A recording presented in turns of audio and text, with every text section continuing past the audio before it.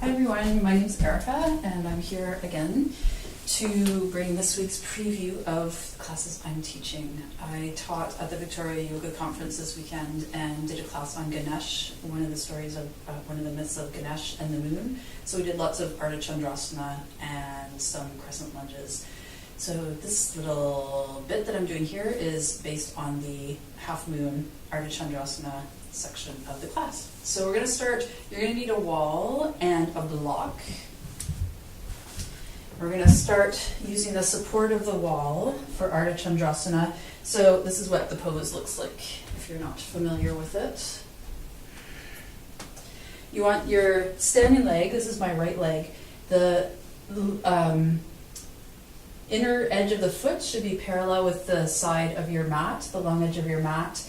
And you want it to have this leg stacked, just like in Tadasana, any standing pose, where the hip, knee, and ankle are in line, and that foot stays nice and pointing straight forward. And then the left leg comes up to the wall, toes are pointing straight out, and you want to bring your left hand to your hip and rotate it open. This right arm is, my hand is a little ahead of my shoulder, you can see, or it can be directly under your shoulder.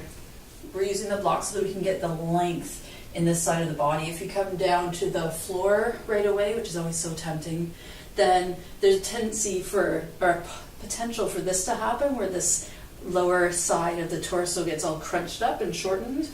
So using the block just allows for a little bit more length, a bit more ease there. So bring your left hand to your left hip, press that left foot into the wall, rotate the hips and the shoulders, the whole torso, to the side. Take the outer hip of the standing leg back towards the back wall, so there's a bit of an outer rotation of that thigh. Take the bicep, this inner part of the upper arm, towards the wall in front of you, and then even towards the wall behind you, so you're really rotating that arm out. Press down into the hand that's on the block. Tuck your chin slightly, keep the neck in line with the rest of the spine. And if you want, this left hand can stay here or it can lift up.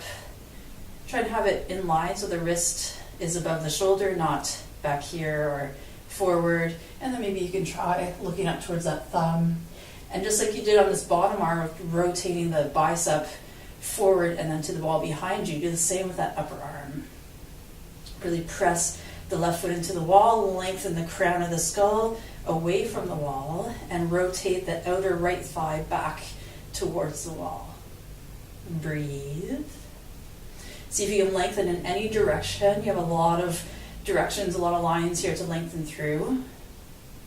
And then bring that left arm down, left foot comes down, place it right beside the right foot with that inner edge of the foot parallel to the side edge of the mat, and then we'll go over to the other side. So now the left hand comes to the block, right hand comes to the hip as the right foot comes up.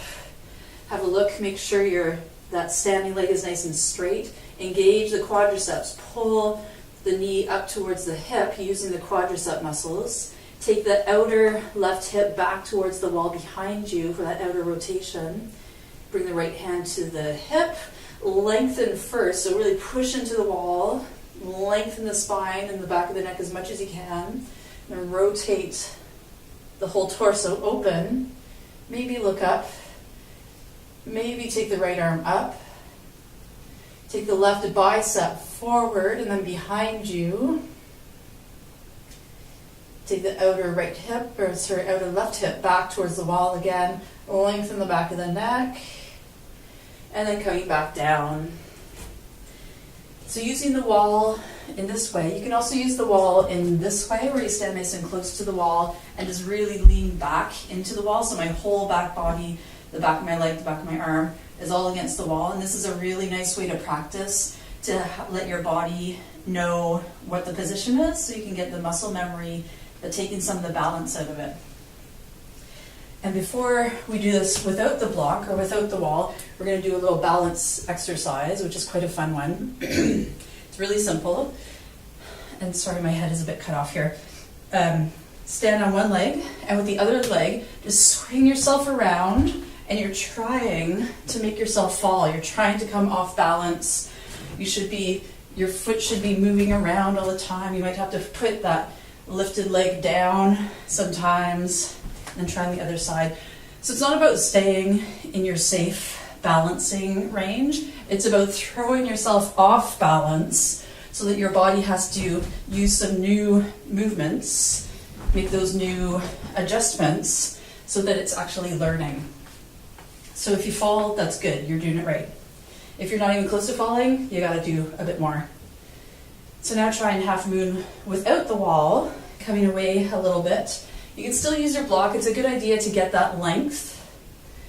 Placing the block down, having that standing leg still be nice and straight. The foot is parallel with the side edges of your mat, and the front arm, the rooted arm, is right below the shoulder. And now I'm wiggling all over the place. So I'm going to focus. You can find your focal point, your drishti. That'll help as well. So really rooting down, especially into the inner edge of the standing foot, the big toe edge. Take the outer edge of the hip back towards the wall behind you. See if you can lift the lifted leg a little bit more. Press as if you're still at the wall. Press it into the wall. And then lengthen the arms and take the biceps forward and back on both arms. Lengthen the back of the neck. You can stay looking down or look up. And then bring that left hand down, the left leg down, put it right beside the right. So the inner edge is parallel with the side edge of the mat. The heel is right below the hip. Left hand comes to your block. You can start with the left leg bent a little bit as you come up, the right hand on the hip. And then start to extend both legs, lengthen your spine. Take the bicep forward and then back. Twist through the side body to come to the side wall. Notice the difference here when you don't have that wall to press your foot into. So you can take the sides of the ribs back, the sides of the waist back. And then release that. Bring the right foot down beside the left. Place your block off to the side. We're going to come into a lunge here. So stepping the right leg back, nice and long. And this movement is similar to what we did last week, but we're using with the hands down. Placing the right knee just to the outside of the left ankle, and then the right shin out on an angle. I'll show you from the front. So you're coming here so that your foot, this back foot, is out enough that you can place your hips in between your feet, and both hips are on the ground. You're not sitting on that right heel. So starting with a nice low lunge, have a look down at your front foot, at the outer heel, and just visualize that your knee, your right knee is going to land there, and that your right foot is going to land out here. Bring it forward and down, and step it back. Forward and down, step it back. And now if you watch my foot, the top of my foot is coming down first, and then I can push into that as I bring my knee down. And then one more time doing that. Push into the top of the knee and the shin. See if you can lift your hands up as you come slowly down, squeezing everything into the midline, pressing the top of this foot down. Try to keep that right knee the left knee moving to the right so it's not coming out to the left. See if you can keep your hands up as you lift back up, and then come back to the lunge. Then we're going to switch sides, so you can either step switch or hop switch.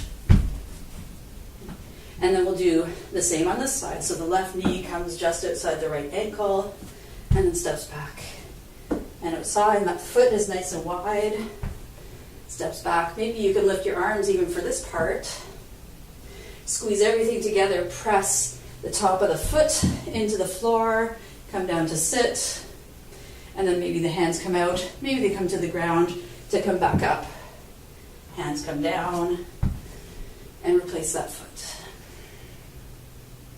So next we're going to do, this is the sort of the grand finale, the big flow. Starting with the feet shoulder width apart, toes turn out. Just lower down into a squat. I have a feeling I'm too close to the wall. I'm going to hop forward.